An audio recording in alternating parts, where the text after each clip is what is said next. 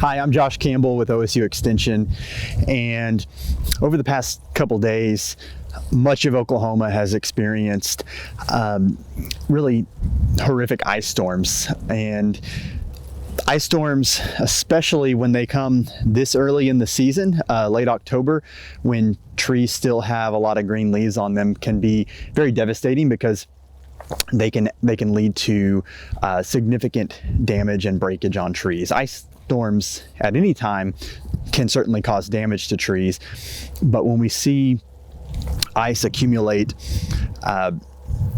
over time on all the surface area of the tree canopy, all those leaves, there's so much extra weight.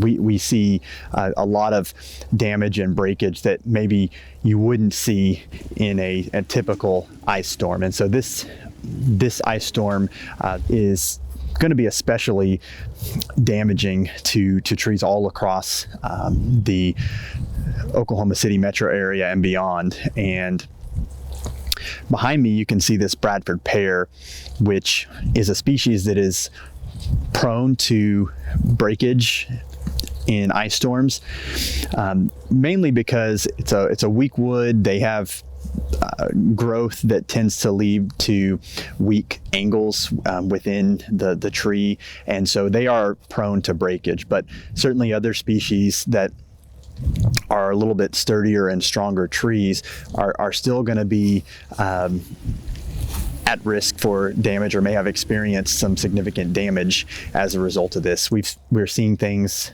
like trees that are having the entire main stem or main portion crack and break and top out, trees splitting in half, and this can all lead to significant damage to trees that may be, in some cases, irreparable. Trees may end up, as a result, just dying or needing to be removed from the landscape.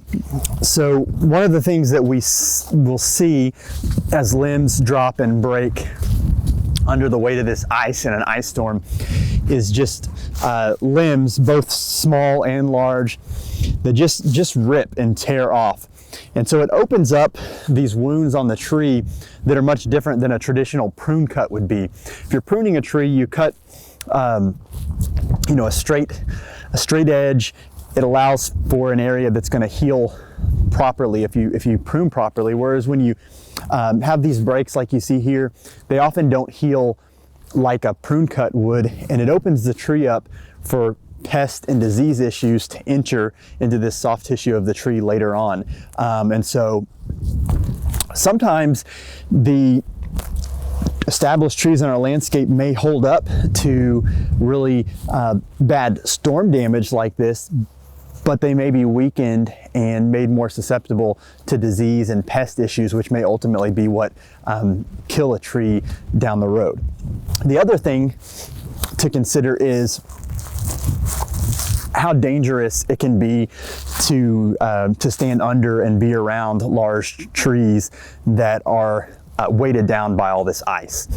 Certainly you may have the urge to go out and try to do something to save or protect a tree. Unfortunately, when we've got this much ice accumulated on established large trees, there's really little that we can do, certainly little that we can do safely. And so it's safest just to avoid doing anything and wait till this weather subsides to be able to come and assess how to move forward with the trees.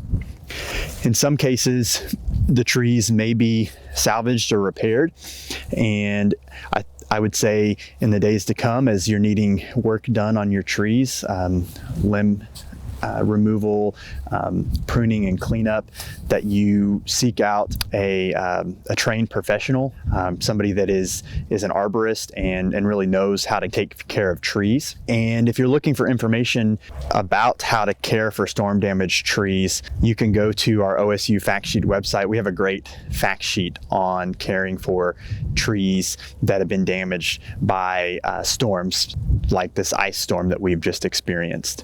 If we can help you in any way, feel free to call us at the OSU Extension office, and we will get you information that will help you as you're trying to figure out how to move forward with some of the trees that may have been damaged by this ice storm.